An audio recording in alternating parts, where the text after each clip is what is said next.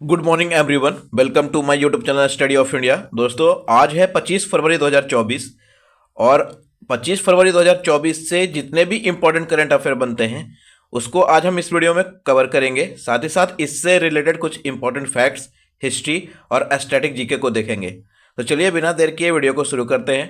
Video शुरू करने के पहले अगर आप इस चैनल पर नए हो तो चैनल को जरूर सब्सक्राइब करके बेल आइकन पर क्लिक कर लेना, ताकि आने वाले हर एक वीडियो का नोटिफिकेशन आपको मिलता रहे। तो चलिए आज का पहला क्वेश्चन देखते हैं। तो आज का हमारा पहला क्वेश्चन है, भारत की पहली महिला पिच क्यूरेटर कौन बनी है? तो इसका राइट आंसर है आपका option A, Jacintha Kalyan. Option A, Jacintha Kalyan Bharat की पहली महिला पिच क्यूरेटर बनी है। ये है जयसिंथा कल्याण, जो अभी हाल ही में भारत की पहली महिला पिच क्यूरेटर बनी है। अब यहाँ पे एक शब्द है पिच क्यूरेटर, ये होता क्या है? तो पिच क्यूरेटर का काम है फील्ड पे कितनी घास रखनी है, घास की नमी क्या होगा, नमी का स्तर कितनी रखनी है, पिच पर कितनी रोलिंग की जाएगी, इन सभी का डिसीजन पिच क्यूरेटर के हाथ में होता है। ठीक है, जैसा आप देख पा रहे हैं ये जो मशीन है पिच क्यूरेटर का काम करता है। तो ये भारत की पहली महिला जयसिंथा कल्याण बनी है, जिसने अपना नाम दर्ज कराया है भारत की पहली महिला पिच क्यूरेटर के रूप में। ठीक है, इसे आपको याद रखना है। तो चलते हैं नेक्स्ट क्वेश्चन पे। नेक्स्ट क्वेश्चन है हमारा, विश्व की सबसे ऊंची पेंगोंग फ्रोजन लेक मैराथन 2024 का आयोजन कहाँ किया गया? तो इसका राइट आंसर है आपका ऑप्शन ए, लेह लद्दाख। अभी हाल ही में लेह लद्दाख में पेंगोंग फ्रोजन लेक मैराथन 2024 का आयोजन किया गया है। ठीक है, तो इससे रिलेटेड कुछ फैक्ट्स को देखते हैं। तो भोपाल के एथलीटों ने दुनिया की सबसे ऊंची फ्रोजन लेक मैराथन जीती है। भोपाल के भगवान सिंह और महेश खुराना ने लेह लद्दाख में आयोजित पेंगोंग फ्रोजन लेक मैराथन 2024 को पूरा कर लिया है। अपनी विषम परिस्थितियों के लिए मशहूर इस मैराथन को विश्व की सबसे ऊंची फ्रोजन लेक मैराथन के रूप में मनाया जाता है। यह कार्यक्रम 20 फरवरी को भारी बर्फबारी के बीच 18,680 फीट की ऊंचाई पर आयोजित किया गया, जहां की टेम्परेचर 15 डिग्री सेल्सियस से भी नीचे थी। ठीक है, तो इसे आपको याद रखना है। ये है भगवान सिंह, जो लेह लद्दाख में आयोजित पेंगोंग फ्रोजन लेक मैराथन 2024 में जीत हासिल की है। तो पेंगोंग फ्रोजन लेक मैराथन 2024 में भोपाल के एथलीटों ने दुनिया की सबसे ऊंची फ्रोजन लेक मैराथन जीती है। ठीक है, इसे आपको याद रखना है। भोपाल के एथलीटों ने पेंगोंग फ्रोजन लेक मैराथन 2024 को जीता है, जिसका आयोजन लेह लद्दाख में किया गया था। ठीक है, चलते हैं नेक्स्ट क्वेश्चन पे।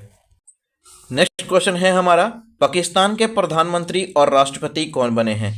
तो अभी वर्तमान में पाकिस्तान में चुनाव हुआ था, जिसके बाद पाकिस्तान के प्रधानमंत्री और राष्ट्रपति के रूप में शहबाज शरीफ और राष्ट्रपति आसिफ अली जरदारी को चुना गया है। तो इसका राइट आंसर है आपका ऑप्शन बी। तो अभी हाल ही में पाकिस्तान के नए प्रधानमंत्री शहबाज शरीफ और राष्ट्रपति आसिफ अली जरदारी को पाकिस्तान का प्रधानमंत्री और राष्ट्रपति नियुक्त किया गया है। तो पाकिस्तान में दो बड़े राजनीतिक समूहों पाकिस्तान मुस्लिम लीग नवाज और पाकिस्तान पीपुल्स पार्टी ने सत्ता साझा करने का फैसला किया है, जिसके तहत शहबाज शरीफ प्रधानमंत्री बनेंगे और आसिफ अली जरदारी राष्ट्रपति होंगे। तो इसे आपको याद रखना है। तो पाकिस्तान के प्रधानमंत्री और राष्ट्रपति के रूप में शहबाज शरीफ और आसिफ अली जरदारी को चुना गया है, आसिफ अली जरदारी। ठीक है, चलते हैं नेक्स्ट क्वेश्चन पे। नेक्स्ट क्वेश्चन है हमारा, वर्ष 2024 में संत गुरु रविदास की कैवीं जयंती मनाई गई है? तो इसका राइट आंसर है आपका ऑप्शन ए, 647वीं जयंती अभी हाल ही में वर्ष 2024 में संत गुरु रविदास की जयंती मनाई गई है। ये हैं संत गुरु रविदास। इनके बारे में कुछ इंपॉर्टेंट रोचक तथ्य को मैंने इसमें शामिल किया है, जिससे आपको कुछ साझा करूंगा। बाकी आप वीडियो को पॉज करके भी पढ़ सकते हैं या पीडीएफ डाउनलोड करके भी पढ़ सकते हैं। ठीक है, क्योंकि लेख काफ़ी लंबा है, इतना लंबा लेख पढ़ने पे वीडियो लंबी हो जाएगी। तो मैं कुछ रोचक तथ्य को देख लेता हूँ। तो संत शिरोमणि कबीर रविदास का जन्म माघ पूर्णिमा को 1376 ईस्वी को उत्तर प्रदेश के वाराणसी शहर के गोवर्धनपुर गांव में हुआ था। उनकी माता का नाम कर्मा देवी कलसा था तथा पिता का नाम संतोख दास रघु था। उनके दादा का नाम श्री कालूराम जी, दादी का नाम श्रीमती लखपति जी, पत्नी का नाम श्रीमती लोना जी और पुत्र का नाम श्री विजय दास जी था। ठीक है। रविदास चर्मकार कुल के होने के कारण वे जूते बनाते थे। ऐसा करने में उन्हें बहुत खुशी मिलती थी। वे पूरी लगन तथा परिश्रम से अपना कार्य करते थे। उनका जन्म ऐसे समय में हुआ जब उत्तर भारत के कुछ क्षेत्रों में मुगलों का शासन था। चारों ओर अत्याचार, गरीबी, भ्रष्टाचार और अशिक्षा का बोलबाला था। उस समय मुस्लिम शासकों द्वारा प्रयास किया जाता था कि अधिकांश हिंदुओं को मुस्लिम बनाया जाए। संत रविदास की ख्याति लगातार बढ़ रही थी, जिसके चलते उनके लाखों भक्त थे, जिनमें हर जाति के लोग शामिल थे। यह सब देखकर एक परिदग्ध मुस्लिम सदना पीर ने उनको मुसलमान बनाने का ऑफर दिया था, और ताकि उनका सोचना था कि यदि रविदास मुसलमान बन जाते हैं तो उनके लाखों भक्त भी मुस्लिम हो जाएंगे। ऐसा सोचकर उन पर कई तरह का दबाव बनाया गया, लेकिन संत रविदास तो रविदास थे। उन्हें ना हिंदू और मुस्लिम से मतलब था। वे मानवता और छुआछूत भेदभाव को समाप्त करके परमेश्वर में विश्वास करने, एकेश्वरवाद में विश्वास करने और समाज की एकता की बात करने के लिए समाज के बीच अपना पैठ बनाए थे, और इसी के लिए वो जाने जाते थे। ठीक है, तो इसे आपको याद रखना है। अभी हाल ही में वर्ष 2024 में संत गुरु रविदास की 647वीं जयंती मनाई गई है। ठीक है, बाकी का लेख आप PDF से पढ़ सकते हैं। तो चलते हैं नेक्स्ट क्वेश्चन पे। नेक्स्ट क्वेश्चन है हमारा, किस मोबाइल कंपनी ने 6G प्रौद्योगिकी को बढ़ावा देने के लिए भारतीय विज्ञान संस्थान के साथ समझौता किया है? तो इसका राइट आंसर है आपका ऑप्शन बी, नोकिया। अभी हाल ही में नोकिया ने भारतीय विज्ञान संस्थान, जिसका मुख्यालय बेंगलुरु में है, उसके साथ एक समझौता ज्ञापन पर हस्ताक्षर किया है, जिसके तहत 6G टेक्नोलॉजी को बढ़ावा देने के उद्देश्य से इस समझौता को किया गया है। तो इससे रिलेटेड कुछ फैक्ट्स को देखते हैं। तो नोकिया और भारतीय विज्ञान संस्थान बेंगलोर ने भारत पर विशेष ध्यान देने के लिए 6G टेक्नोलॉजी अनुसंधान और इसके वास्तविक दुनिया अनुप्रयोगों को आगे बढ़ाने के लिए एकजुट हुए हैं। भारतीय विज्ञान संस्थान, जिसका मुख्यालय बेंगलोर में स्थित है, नोकिया की रेडियो टेक्नोलॉजी से लेकर आर्किटेक्चर तक 6G टेक्निक के विभिन्न पहलुओं पर प्रकाश डालेगा, जबकि मशीन लर्निंग को 6G एयर इंटरफेस में एकीकृत किया जाएगा। ठीक है, इसे आपको याद रखना है। तो इसका राइट आंसर है आपका ऑप्शन बी। अभी हाल ही में नोकिया ने भारतीय विज्ञान संस्थान बेंगलोर में स्थित है इसका मुख्यालय, उसके साथ एक समझौता ज्ञापन पर हस्ताक्षर किया है, जिसके तहत 6G टेक्नोलॉजी को बढ़ावा दिया जाएगा। ठीक है, इसे आपको याद रखना है। चलते हैं नेक्स्ट क्वेश्चन पे। नेक्स्ट क्वेश्चन है हमारा, सड़क परिवहन और राजमार्ग मंत्रालय ने वित्त वर्ष 2023-24 में कितने किलोमीटर राष्ट्रीय राजमार्ग, नेशनल हाईवे बनाने का लक्ष्य रखा है? ठीक है, तो इसका राइट आंसर है आपका ऑप्शन सी, 13,813 किलोमीटर। ठीक है, अभी हाल ही में सड़क परिवहन और राजमार्ग मंत्रालय ने वित्त वर्ष 2023-24 में 13,813 किलोमीटर सड़क बनाने का, नेशनल हाईवे बनाने का लक्ष्य रखा है। ठीक है, तो वर्तमान में सड़क परिवहन और राजमार्ग मंत्रालय के मंत्री श्री नितिन गडकरी हैं। तो सड़क परिवहन और राजमार्ग मंत्रालय को वित्त वर्ष 2023-24 में 12,000 किलोमीटर से 13,000 किलोमीटर के बीच राष्ट्रीय राजमार्ग बनाने की उम्मीद है, जबकि इसका लक्ष्य 13,813 किलोमीटर रखा गया है। भविष्य के सड़क विकास प्रयासों का मार्गदर्शन करने के लिए इसके लिए विजन 2047 बनाया गया है।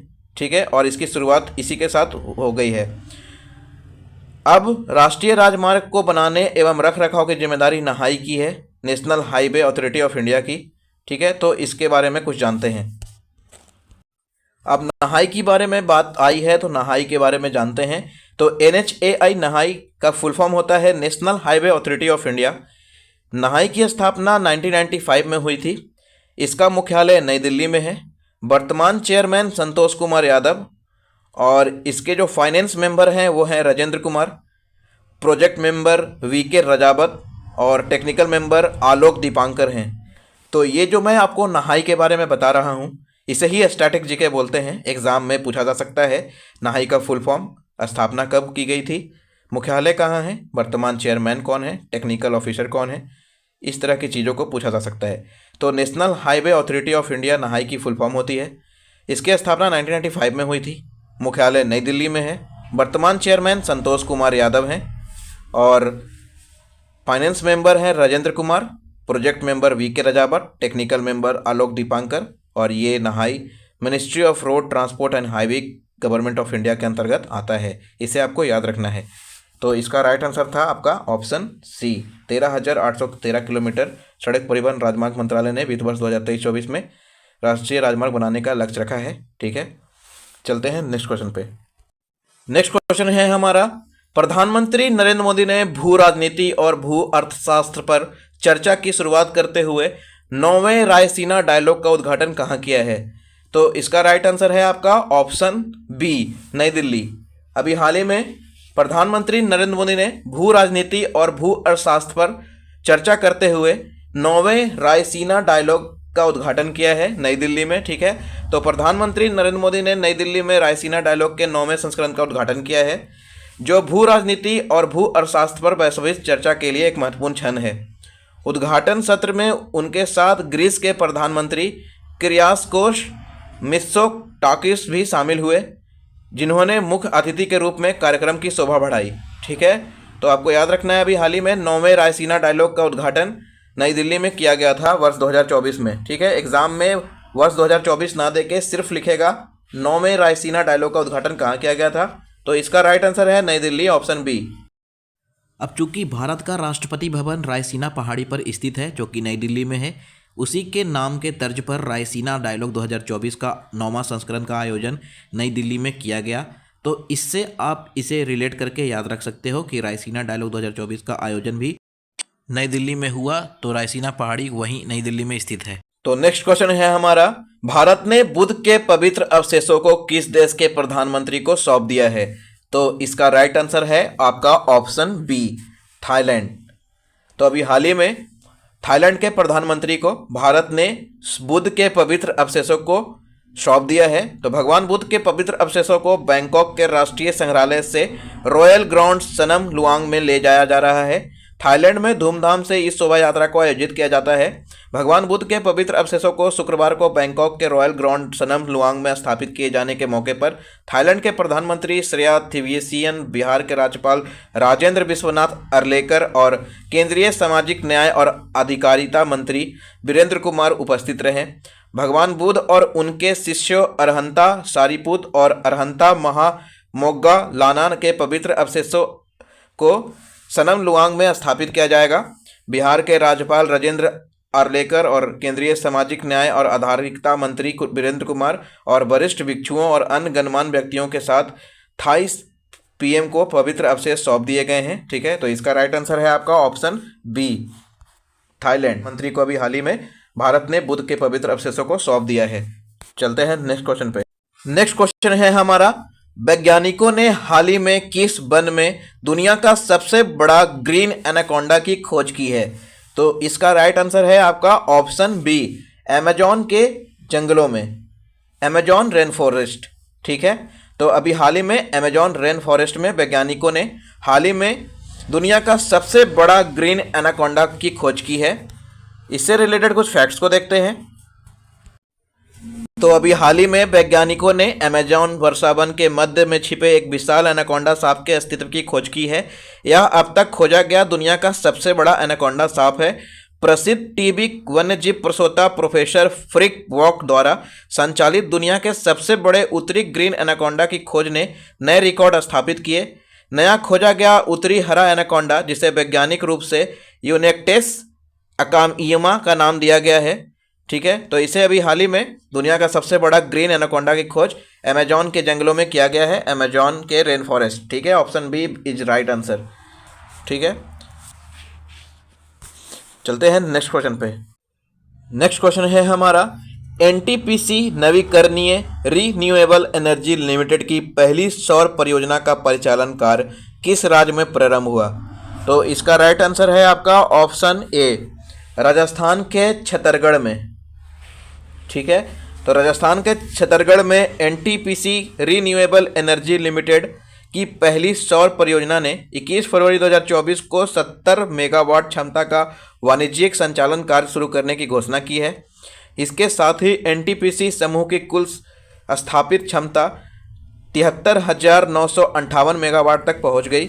भारत में विद्युत उत्पादन करने वाली प्रमुख पीएसयू कंपनी एनटीपीसी, जिसका फुल फॉर्म होता है नेशनल थर्मल पावर कॉरपोरेशन, इसकी स्थापना 7 नवंबर 1975 में की गई थी। मुख्यालय नई दिल्ली में है और वर्तमान अध्यक्ष गुरदीप सिंह है। ठीक है, तो अभी हाल ही में एनटीपीसी नवीकरणीय रीन्यूएबल एनर्जी लिमिटेड की पहली सौर परियोजना का परिचालन कार्य राजस्थान के छतरगढ़ में हुआ है। ठीक है, इसे आपको याद रखना है। ऑप्शन ए बिल्कुल करेक्ट है। अब एनटीपीसी ने किया है तो एनटीपीसी के बारे में एक बार फिर से स्टैटिक जीके के रूप में देख लेते हैं, क्योंकि स्टैटिक जीके इसे ही कहते हैं और यहीं से क्वेश्चन पूछा जा सकता है। तो एनटीपीसी का फुल फॉर्म होता है नेशनल थर्मल पावर कॉरपोरेशन। इसकी स्थापना 7 नवंबर 1975 को हुई थी। मुख्यालय नई दिल्ली में है और वर्तमान अध्यक्ष गुरदीप सिंह है। ठीक है, इसे आपको याद रखना है। तो दोस्तों, इसी के साथ आज का वीडियो हमारा पूरा होता है। मिलते हैं कल एक नई वीडियो के साथ। तब तक के लिए थैंक यू, धन्यवाद। चैनल को जरूर से सब्सक्राइब कर लेना ताकि आने वाला हर एक वीडियो का नोटिफिकेशन आपको मिलता रहे।